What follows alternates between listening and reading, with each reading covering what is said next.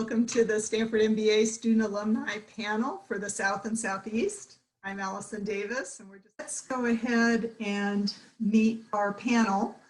And I'm going to ask our panelists to introduce themselves in the order that's here on the screen and tell us a little bit about you. Of course, the basics are up here, so feel free to share some other things in your background. And I'm also going to ask you at the same time if you would talk about a memorable academic experience you had at the GSB. Could be a professor or class or study trip or a project that you did. Okay, let's go ahead and start with Francisco. My name is Francisco Enriquez. I grew up in a place called Stanton, Virginia, which is pretty close to the West Virginia border.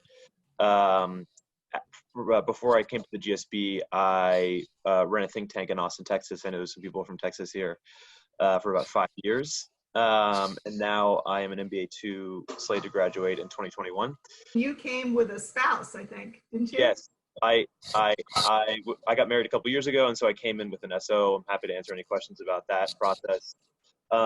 In terms of memorable academic experiences, for me, I mean, and it could be the fact that it's one of the first things I did at the GSB, but everyone's required to do some kind of global study experience here. And there's a couple of different ways that you can do that, but the way that I could do so was through something called a global seminar, which happens prior to actually arriving at the GSB. So it happens in, I guess, August or early September, something along those lines.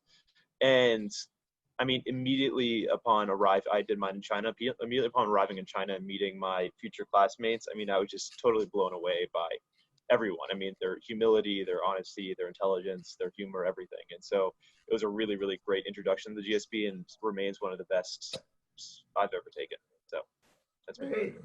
Thanks, Francisco. Let's move on to Stephanie. Hi, everyone. I'm Stephanie, originally from Odessa, Texas. You might know it from Friday Night Lights. And yeah, I spent most of my life in Texas. I went to UT Austin for undergrad, and then shortly thereafter, I went to the Bain office in Dallas for 3 years before I went to GSB. And then a little bit in between, I was working in Asia for a couple months. But yeah, happy to be here and speak to you guys. In terms of an academic experience that was really memorable to me, my last quarter, which was remote because of COVID, obviously, I took one of my favorite classes, which was called Lives of Consequence. And it was just this really beautifully structured class that allowed me to kind of take a step back and reflect on the 2 years I had with GSB and think about kind of what do I want to do with that and what does my life look like moving forward in a way that is meaningful, but also like makes me happy. And I found that to be an incredibly rewarding experience. Thanks, Stephanie. And David? Yeah, good afternoon, good evening, everybody. David Landry. I live here in Nashville, Tennessee. Grew up in Phoenix, did investment banking, and was part of the corporate strategy team that sold Netscape to AOL way back in the day. Since business school, I've been in technology, working for Siebel and Oracle for a while, and am now been at Salesforce almost 8 years.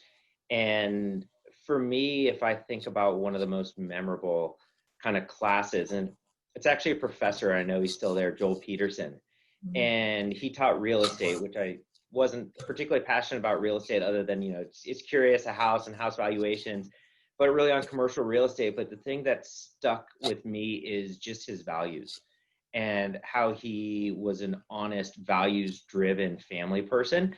And that had taken him far in his career. And he honestly talked about where he had to make some tough decisions. And for me, that was a big reason personally why I didn't want to stay in investment banking. And part of the reason I've moved to Nashville is to raise a family. And I have 4 kids. And they absolutely just lighten up my day and challenge me in every single way. So for me, that most, I'll say memorable, is just the leadership courses he taught and how he talked about his career with values. And that's really stuck with me. And Tamara. Hi, good evening, everyone. I'm Tamara Mullings. I graduated the GSB in 2014. I had already been married for about 5 years to my husband. We're still married after the GSB, and we came together, and that was definitely a good experience. I also studied engineering in undergrad, so I actually had very little business coursework before coming to the GSB. It was one of the reasons I applied to business school. I have worked in, I think I just counted 4 different industries. I've worked in consulting, I've worked in energy, I've worked in consumer products, and now I work at an insurance company. So I appreciate having a versatile skill set and that I developed at the GSB to kind of, do whatever is interesting or next in my career. I'm also a mother. I wasn't a mother at the GSB, but now I am. I have 2 little girls, 2 and 4, and a baby boy on the way. And so navigating, working in what does my career now mean to me now? When I went to the GSB, I wanted to be, a CEO. And so it shifted a little bit when I had my kids. Memorable academic experience. There were 2. I'm going to pick the one that touches my heart the most. You'll hear a lot probably today, and you've already read about the course that we call Touchy Feely. It's an amazing experience, but it can be really challenging and grueling. And you spend so much time with people. They get to know a lot about you and give you some challenging feedback. And a memorable experience is at the end, there's like 15 of us and we're in a circle, and we each pull out our cell phones and we pass our cell phone around the circle, and everyone can say something that they learned from us or that they appreciate about us. And just validating you. And so after such a grueling experience, it's really nice to have that. And it's a little memento that all of us, still have and can pull out and listen to if we need some encouragement. Okay, and LK. Hello, everyone. My name is Lauren Christine Prizant, and I am from Houston, Texas, and currently living in Houston, Texas. I know there are a few Houstonians and Texans on the call, so that's really exciting. I went to UNC Chapel Hill for undergrad, where I actually studied business and finance. And then prior to the GSB, I worked in early stage venture capital. Since the GSB, I have started my own company to help people succeed through innovative professional development. And I offer executive coaching and emerging leaders coaching, as well as working with companies to train their employees and design really impactful retreats and offsites. And my most memorable academic experience was a class called Conversations in Management. And this class is all about the critical conversations you'll have as a leader and preparing for some of the most difficult situations you'll ever face. We learned how to manage a crisis, how to fire someone with grace and with empathy, and how to react when everything goes wrong. And I love that this class used a lot of role play. So in every class, we would go deep into some of these vignettes, and we'd even hear from the protagonist about how things went, what they did, what they would do differently if they could go back in time. And ultimately, this has just proved invaluable in my own life as I've navigated some challenging conversations of my own. Great, thank you. I'm going to ask you all one more question, and then we're going to switch to the audience questions.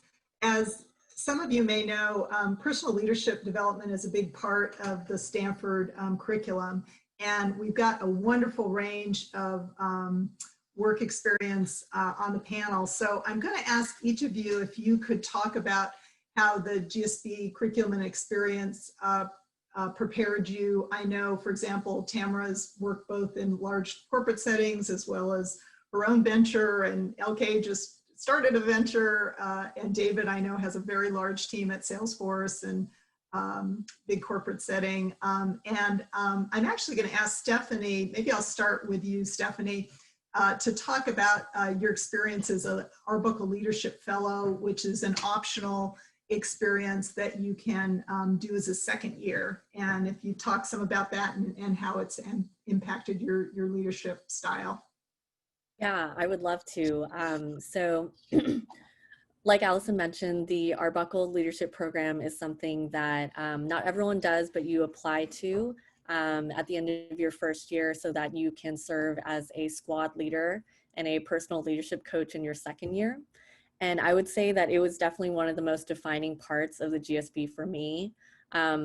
There's an opportunity to learn and grow as a leader, not only as in like a group format, which is how I primarily spent the first half of second year. I had a squad of 6 or 7 MBA ones that I led through a class called Leadership Labs. And I think from that experience in particular, one of the things I took away as I thought about leadership is just the value of diversity as we think about you know, making sure that different thoughts and different personalities and different ways of thinking are heard.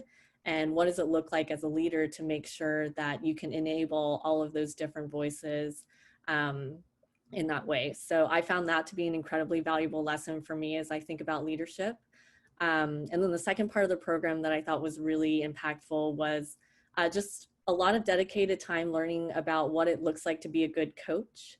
And so I think Stanford does a great job of not only talking about leadership as, you know, I'm a leader, I tell you what to do. It's more about being a good coach, which means enabling people on your team to kind of be their best selves, as well as like have them tap into their own creativity and their resourcefulness. And what does it look like as a leader to help enable that? And so that was one of probably the most important lessons that I learned out of the program that I'm really excited to take back with me when I go back to Bain. Great, thanks, Stephanie. I'm actually going to jump next to Francisco because Francisco was actually in the squad that Stephanie coached as an Arbuckle Fellow. And Francisco, you know, you ran your own venture before business school. So if you could talk about Lead Labs and that experience, and maybe also comment on how it's affected your leadership since you'd already, you know, run your own shop. Yeah, I mean, as you all probably guess and know, there's a strong strain of entrepreneurship at the GSB. I mean, there's tons of people who either started their own companies or firms prior to come here, and then tons that start afterwards or during. And I was one of those people who started one beforehand.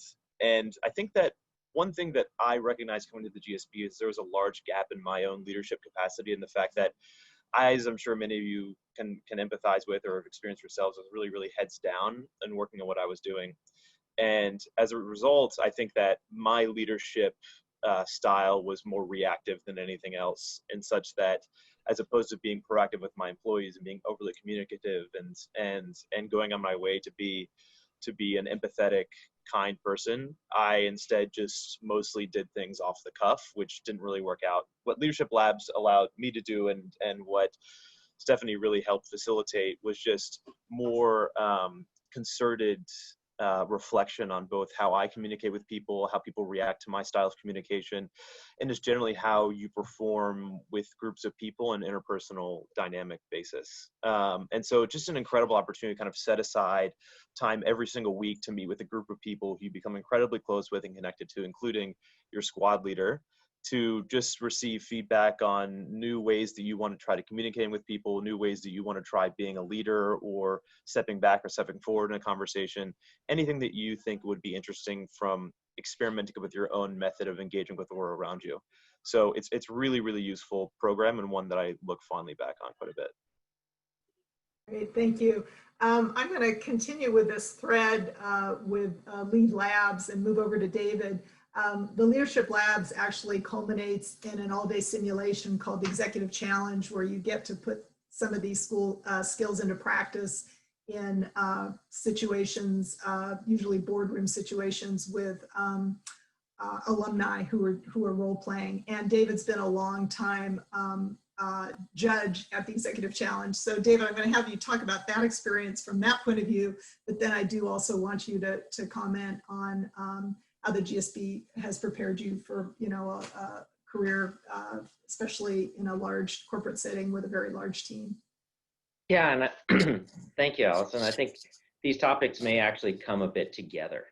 And so as far as the executive challenge, it's really interesting because the students are given a case without a lot of time, which is very real life, and they need to prepare to go deliver it to a board of directors. And what you'll find quickly is the right answer is not going to get you consensus. There isn't necessarily a right answer or a consensus answer, but what you have to do is really learn, and you have to listen. You have to empathize with people as you think about what might make up a board. What if it's a family-run business? The insiders versus the outsiders. What's the role? You know, we've got someone here from Bain. What's the role of a consultant? How much power do they really wield in this company or not? And it varies, and they don't give you all the information. So part of the challenge, and I think Stanford prepares you really well for this, and quite frankly challenges you, it's why it's called the executive challenge, is to work through the dynamics. And as a leader, your job is to control the meeting and to drive the company forward, right? It's not coming up with the perfect answer. It's not doing this. It's not doing that. It's not taking another 6 months to decide. You've got 6 minutes to try and get consensus. And so it challenges people, but as much as it's a challenge, it's also great to be a coach, and sit back and tell people what worked, what didn't work, what resonated with you, or when you felt alienated. Or if the students think someone has more power, or they were led to believe someone has more power and someone else really does, they might alienate someone or ignore their comments, like not intentionally, but again, there's time pressure. So it gives you an opportunity to share that feedback, being in role of, this is how I felt or how I reacted, not just in the case, but as someone that's on your board of directors. Fast forwarding to your other question around how did the GSB prepare me, right?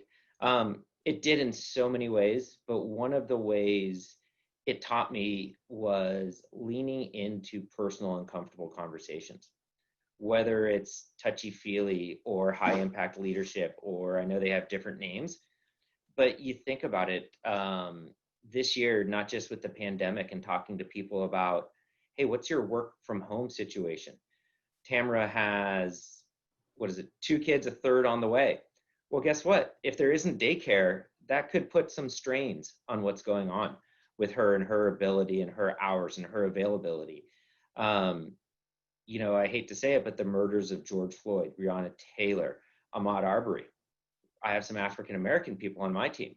And yes, a lot of people checked out and reached in, but how do you create a space where people are comfortable bringing their authentic selves?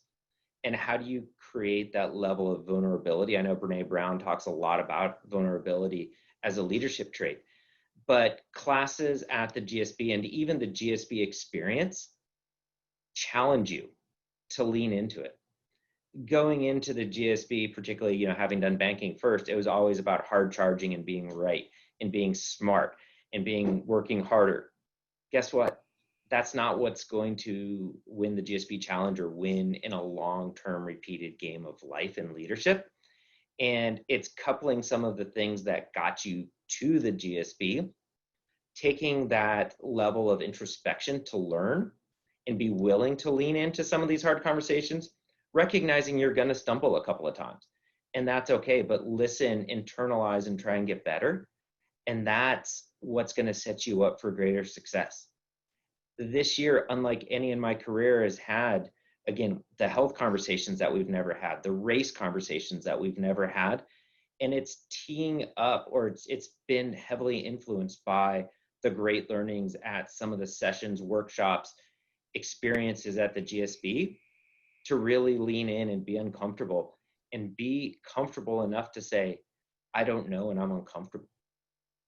And for me, that was invaluable. And it really showed me that leaning into yourself and showing vulnerability is a strength to build a team instead of showing weakness to make your team think you're weak. Great, thank you.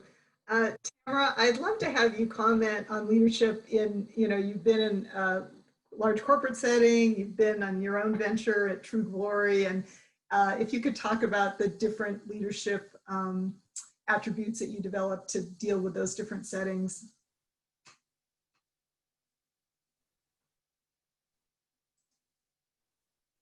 Absolutely, thank you.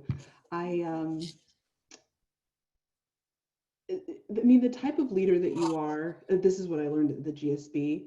You know, there's like a true self that you have that you should bring to every, you know, company, every job that you have. But obviously, you know, what else we learn at the GSB is that you have a, you know, you have a toolbox with a diversity of tools and skills, and that's what you're building at the GSB that you bring out when you need them. So small company, large company, you know, the same. I worked at, the largest company I worked at was probably IBM. That's, you know, I actually had that job before the GSB. The smallest company is the one that Allison just referred to, called True Glory. Some friends of mine who I met when I went to Stanford invested in this business and asked me to run it. And there was, you know, only 10 employees. So a very different experience. I could use all the skills that I learned at the GSB, but really that job was the toughest because I had some very difficult relationships, conversations, situations, challenges with my investors.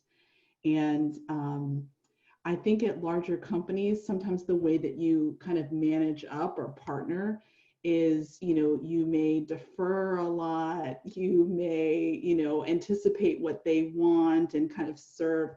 But, you know, when you're responsible for helping a company grow, and they've brought you on to, you know, fix things, transform things, show them where their blind spots are. You know, like David said, you have to like really lean into those conversations. And it was really uncomfortable. I had never had experience like that before business school. But everything that I learned in classes like interpersonal dynamics and you know, other leadership classes, management classes, those classes that simulate very difficult conversations, came into play to really unwind some, you know, sticky dynamics when we, you know, disagree, or when we have just kind of personal challenges between us that are getting in the way of growing the business. And I wouldn't say you need those skills more at a smaller company, because now I'm at a very large company. I'm at MetLife, the insurance company, you know, I think maybe it's more of a function of like how you progress in your career. And sometimes things just get more challenging, more sticky, and you just need more experience, more skill. And that kind of, you know, journey started for me, or really took off, that transformation at the GSB. Great. And LK, how about talking about same question, but maybe in the context of you launching your own venture right out of the GSB? Sure. The GSB taught me so many different things that I've been able to use in creating my own company. And I just think back to all of the incredible entrepreneurs that came to guest lecture in our classes. I think I lost count of how many incredible people I met and were generous enough to share their time and really speak truthfully with us about how hard it is to start your own company, whether it's something small or whether it grows like a rocket ship. You're gonna come into a lot of challenges, interpersonal challenges, team building challenges, all sorts of things. And so being able to rely on what I've learned at the GSB and then also the network that I gained has been invaluable. I have really leaned on my classmates as I've started my new venture, and they've been incredibly supportive. And it's just great to have that network of people you can turn to when you are facing a difficult time, and you can talk it through with them. Great. All right. Thanks, everybody.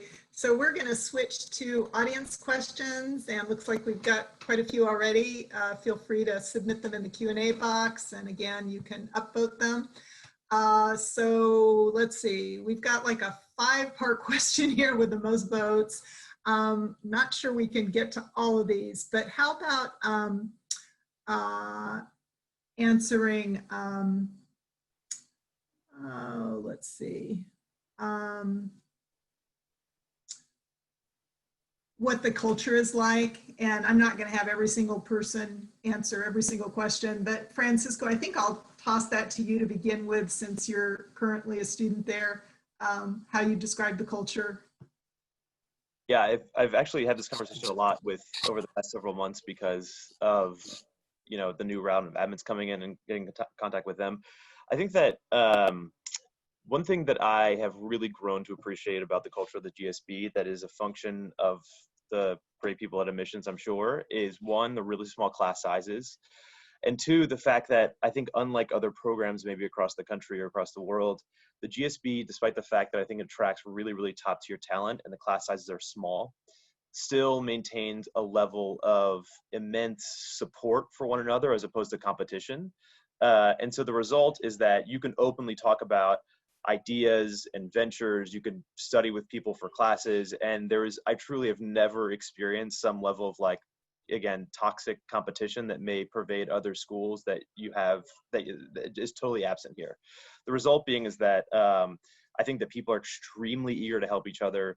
You have an extremely humble group of individuals who are all genuinely interested in getting to know one another as people, because again, the class sizes are small, provides an opportunity for you to have tons of small group dinners and drinks and study groups and whatever you want to engage in, you have the opportunity to do so. And everyone is extremely forthcoming in ensuring that you feel welcome, both the class above you as well as your existing class. So I think that the thing that stands out to me most is you have this incredibly talented, driven, ambitious pool of people that through some magic at admissions, the result is that these are all individuals that want to help one another and don't try to put themselves above the other, to the point that you're always really comfortable going to classmates with ideas. I mean, or just problems, like especially during summer internship season where a lot of people are kind of in new industries and trying out new spaces. There in our class-wide Slack channel, there is constant questions being posed to other members of the class being like, how do I do X, Y, or C associated with the new industry they're working in, whether it be developing a new slide deck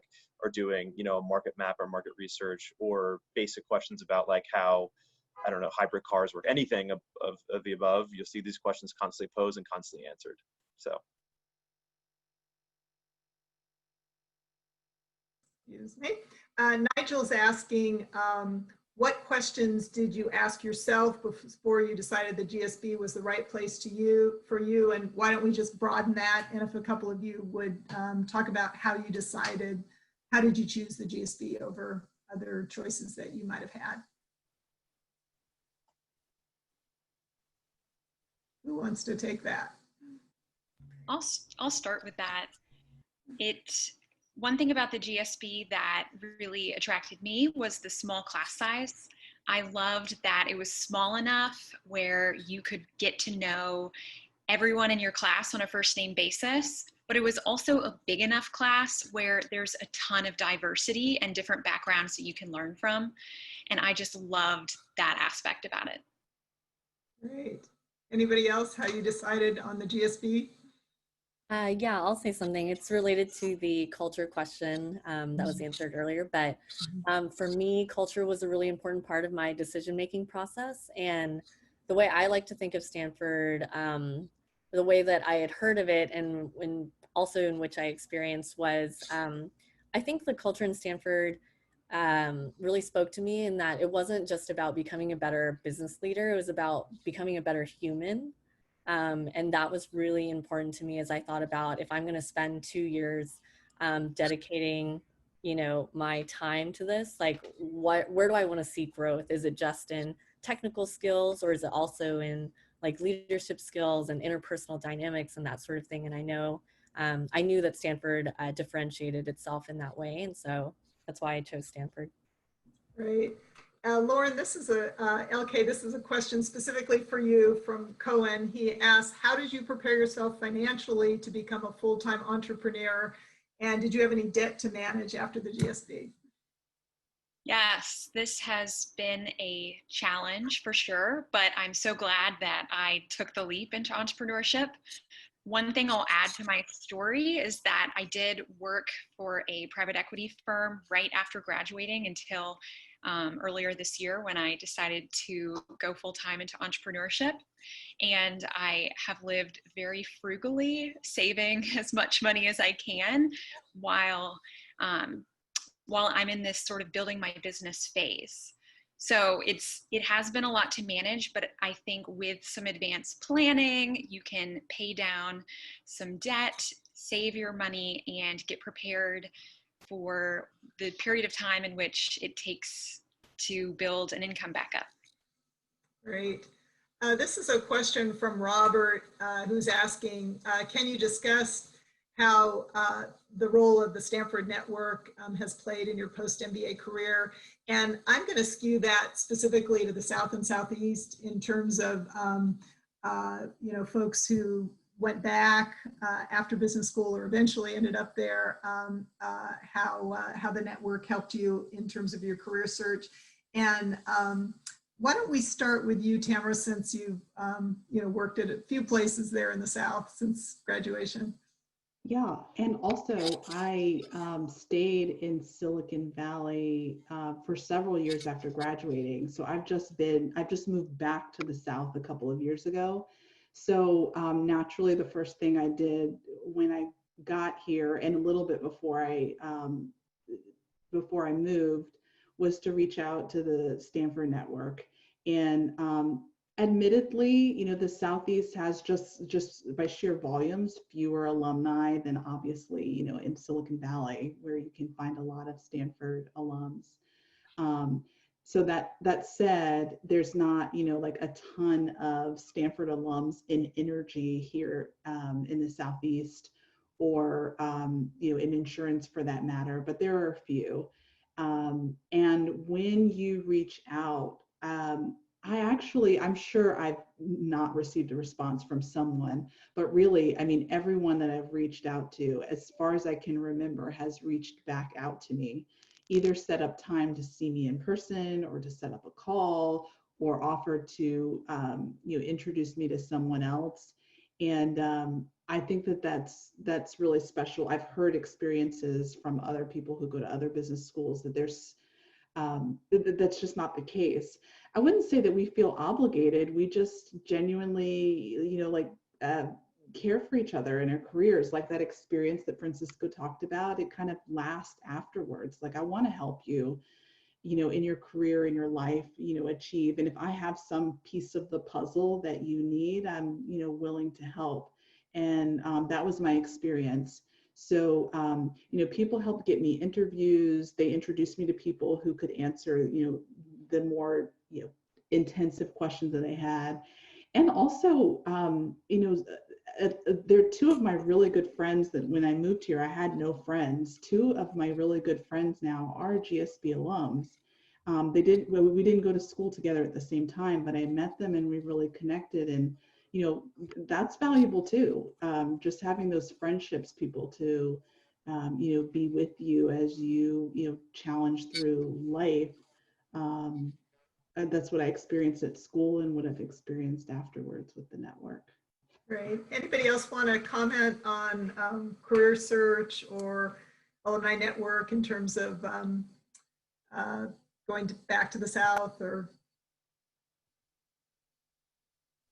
I'll just say that speaking as a current student and seeing how both my classmates and I just abuse the alumni network by spamming them with requests, and how 100% of the time they answer those requests or help us out in whatever way they can. The network is strong, and when I've heard other places, maybe it's not as strong or people aren't responsive, but I truly 100% of the time I email an alum, no matter what level of leader they are, whether it be the C-suite or whatever, they always respond. Here's a question from Mary. She's asking, how did your career goals change as a result of the GSB? And did you prioritize time and energy during school to sort of figure out what the next steps were? So who would like to take that? Did you all come in with the same career goals as you ended up going into post GSB? I can take some of that. I was caught up in the pre-dot-com bubble of startup land, living in Silicon Valley, and really my big decision at the time was to go to business school or not, because Silicon Valley was at its peak, the bubble was at its peak. And while I'd like to say I was really smart in picking my timing when the bubble burst, I was really lucky. And for me, I was thinking I'd go back to do a small company. And what I found throughout my journey is I like working with larger teams of people. I like calling on and working with some really large companies trying to do really big and audacious things out in the world and trying to help them do that. And for me, technology is certainly a catalyst to drive some of those changes. So whereas I thought I would go smaller, more entrepreneurial, and took a lot of classes that way, what I realized was kind of what gave me more energy personally. And so I did have goals, but they kind of changed as my thinking evolved throughout my journey. And that's part of what I'd say the GSB is, even after you finish, is it is a journey. And you embrace it, you accept it, you lean into it, and you see where it takes you. You know, believe it or not, even though I've been in the South for 14 years, I don't have a really strong accent. I don't know if any of you noticed that. Still speak pretty fast. And the reason I moved to the South was my wife's from Atlanta. She had gone to Vanderbilt.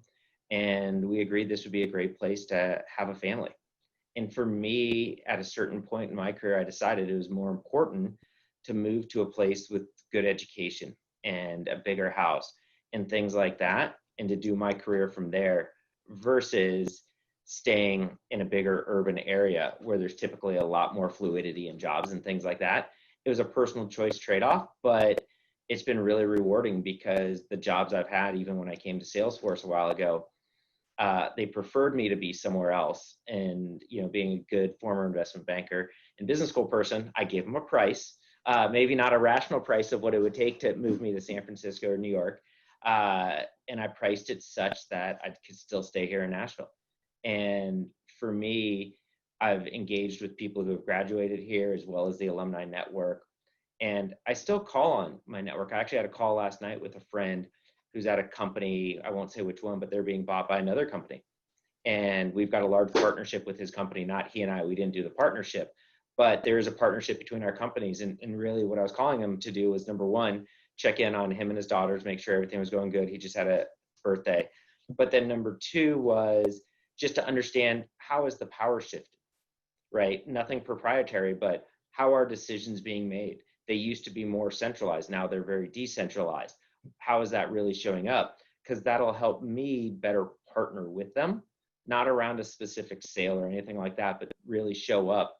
And so the network being in the South, being connected to not only the local community, but the broader GSB community has been absolutely invaluable to me. And it's been really fun. So a question from Kayla is asking, for those of you that came from a non-business background before the GSB, what did you struggle in? And I know, Tamara, you mentioned you studied engineering. I don't remember everybody else's undergrad. Well, I know actually, okay, you did study business, but for anybody who was non-business background, what did you struggle in? I'll start. I think the classes that I struggled in the most were, it certainly wasn't the quantitative classes. Like at the GSB, people get, I think in business school in general, there's this like stigma on quant classes, you know, quantitative classes, you know, the economics classes and probability and statistics, like those kind of classes. For anyone with a science and engineering background, I so encourage business school. It's a great complement to an engineering degree, especially obviously if you want to move into business. So the quant classes, you know, you learn a lot, but it's a little bit of a breeze. It doesn't, you know, compare to college level, you know, kind of engineering. The other classes that require more business intuition or experience, like I struggled in, but that was, the biggest opportunity for growth. So, even like a basic strategy class, like how to analyze an opportunity, or so I'm thinking about like the first year class in strategy, or even like the global markets class where, we just understand kind of business in different countries. That was, it's just because it's unfamiliar, but that's, the biggest growth for me. Anybody else want to comment on what you struggled in? And actually, she's got another interesting question of what did you do really well in, because she didn't have a business background. So anybody want to comment on either of those? Any thoughts? I came in from public policy, and so not really from a business background per se, and I didn't study business in undergrad. I think that I'm sure a lot of you work in finance, but like I learned what IRR was 12 months ago. But I managed to get a job in kind of real estate private equity this summer, and so it kind of shows you how the school can get you from 0 to 100 on any number of issues in finance or accounting or what have you. So for me, finance was tough. It was kind of a hard learning curve, but the school does a good job of kind of delineating you on skill level or on kind of knowledge base based on your previous industry experience and then what you studied in undergrad. Having done zero finance, I was put in obviously the lowest level, which is great for me. And again, going from like not knowing what IR is to getting an investing job in March after taking the real estate class that David mentioned earlier was pretty astounding to witness. I can add that too to my story. I mean, I had no finance experience, and the first job I got out of school, out of Stanford, was mergers and acquisitions. I mean, it was extremely heavy finance. And I said I struggled with, strategy classes and business classes, but I ended up running a business. So, I mean, I couldn't agree. I think that's a great phrase. You can get up to speed 0 to 100 with the curriculum and the experiences of the GSB, and feel really confident doing it. Like I can do this, I can add value to this organization. Francisco referred to different levels in the finance class, and in your required classes, there are 2 or sometimes 3 different levels of, introductory, accelerated, advanced. So for those required courses, you will be in, the level that best challenges you. Morgan is asking about social impact. Anybody want to comment on classes or projects or that you did relating to social impact? Anybody? Okay.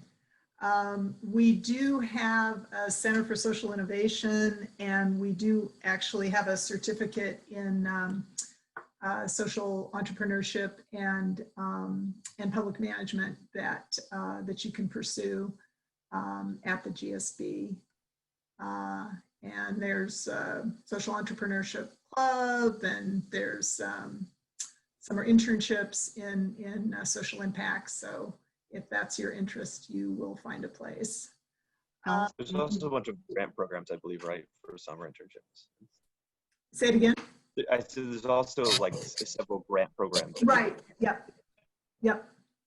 With someone It's actually surprising that, I mean, you've got a panel of 5 of us that didn't do social impact. When I was at the GSB, almost everybody, I mean, I felt like was engaged. There was just like a huge cohort of people who were there to do social impact and who have done like amazing things afterwards in the area of social investing. One cool experience is that there's some formal program that puts students on boards of social organizations while they're at the GSB. So to get that type of board experience, but really adding value to a nonprofit or a social organization is really amazing. But there's tons of coursework, and you'll definitely find your people. They're just it's very popular at the GSB. Great. Here's a question from Anand. What would you do differently if you were to go back to the GSB again? And actually, I like the second part of your question, and on what is the most important advice you would give to prospective students. So let's answer that one. And Stephanie, why don't we start with you? What's the most important advice you would give to prospective students? Yeah, sure. So I've been reflecting on my GSB experience a lot. I just graduated a couple months ago, and so it's fresh in my mind, and I wanted to make sure I like processed everything that happened. And as I think about something that, you know, I might change if I were to go back is just continuing to push myself out of my comfort zone in terms of, you know, the people I expose myself to. I think the GSB is such an incredible melting pot with such a diverse group of people, but I think all of us naturally just, you know, gravitate towards people that are like us or that make us feel comfortable, which obviously there's nothing wrong with that. And you want to find your community, and everybody does. But I think something that I think I would do if I were to go back is for the people that maybe I didn't naturally connect with immediately, like just pushing myself to continue to, you know, engage with them, learn more about different perspectives and groups and that sort of thing. And the GSB has created different opportunities to do so that I really appreciated. But I think just on a personal level, I think that's something that I would want to do better at moving forward. Great, thank you. LK or David, do you want to comment on that? Yeah, I'd love to add some advice that I would give prospective students. I think one of the most important things before going to business school is to really know why you're going and what you want to get out of business school. When you're at the GSB, there are 10 million different things going on at any given hour, and you're going to get pulled in so many different directions, which can be a great thing if your goal is to go explore. But I really urge you to take the time before business school to ask yourself what you want to get out of it. And that way you're not influenced when you get there by what everyone else is doing. For me, the advice I would give people is truly embrace the community. Whether you're married and bring your spouse to the different events or your significant other to the events, or you're not and you're out meeting different people, but truly embrace what it has to offer. I think Stephanie said it well, which is there's always those people who you're in retrospect, you're like, wow, I wish I would have taken them to lunch, like just on a one-on-one to get to know them better because they've got such a unique background. The other thing I would say is getting in there, once you're accepted, you think you're pretty good. And then you get there and you're blown away by the people around you. And you feel really, really inferior all of a sudden. And it seems to be somewhat common and maybe part of the culture there, but lean into it, go all in, embrace your classmates, share your insecurities. And if I were to do one thing sooner, I probably would have done that sooner. And that would be my advice. Lean in, embrace the community and whatever it has to offer and with your own group, but force yourself to go outside of your comfort zone in your comfort group to grab lunch or coffee or whatever with some person who you just haven't spent any time with. And really, you know what you'd need to do to get them to go to lunch with you? You shoot them a note and you say, I've never spent time with you and that feels odd. Can we go have lunch? Right. Honestly, like that's all it takes. And it seems so trivial, but we all get so busy in every part of our life to not make time for that. And so I would say make a little bit extra time for connection. Great. We have a question from Jarrett about coming to school with your significant other or your family. Francisco, I know you brought your spouse, and Tamara, I think you were at school with your spouse. So why don't we start with the two of you?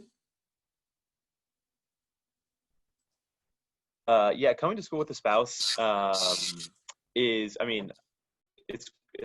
was great for us. Obviously, your spouse or your significant other has to, sacrifice a lot to move across the country, as mine did. But she was able to get a job within a couple of months. Actually, at Salesforce, David. So thanks. But I do know that it's a tricky situation. The fact that you as a student are pulled in a lot of different directions, and it takes like a concerted effort to really make sure that your spouse is well integrated, your significant other is well integrated to the community. Otherwise, it kind of feels like you're living two different lives, one when you go home and then one when you're at school. And so the more that you can work really early on to make sure that your significant other is well integrated and well introduced with all of your new friends and connections, the easier it will be for you to kind of merge those together. Otherwise, I think people have trouble kind of navigating doing both, having a home life and a school life that are separate, when in reality the GSB takes over all aspects of your life. And so you need to make sure that you put in the effort, and your significant other puts in the effort to make it a successful transition. Yeah, I would say, I mean, I have friends at business schools who went to business schools all over the country. It's challenging no matter where you go to school. You know, you just want to spend so much time with your classmates, fully drinking in all of the opportunity, constantly networking and socializing, and it's really very fun. And there's a lot of stuff that you can bring your spouse to, and then a lot of stuff that it's really just for the GSB community. So we found it to be challenging. I think knowing that ahead of time, no matter where you go to school, is really valuable, because you can start to, like, you know, you don't get blindsided. Like, you know exactly what this experience is going to be like, and you need to, I mean, it's just like anything else, even as a leader, like, you need to set expectations for what this is going to be like. You know, that I'm going to be spending a lot of time with my classmates, that I'm going, you know, most evenings to not be home until really late. Or, you know, this week I've got to really buckle down and prepare for my exams, or whatever it is. The communication is definitely the key. I agree with Francisco. To the extent that you can integrate your spouse into the GSB community, it makes it a lot easier. I found that I actually had to invest a lot of time in a community outside of the GSB. So my husband and I joined a church. We had a whole group of friends that were like our mutual friends outside of the GSB. I mean, the Silicon Valley is just amazing. You can network with people in a variety of industries. You can also like find friendships there too. They're just, you know, amazing people in Northern California. And so, you know, but I didn't have a lot of time to spend with those friends, but I needed to make sure that he felt plugged into a community so he would be okay while I was doing this thing for 2 years. And it's only 2 years and then it's over. And you kind of, you know, like recover.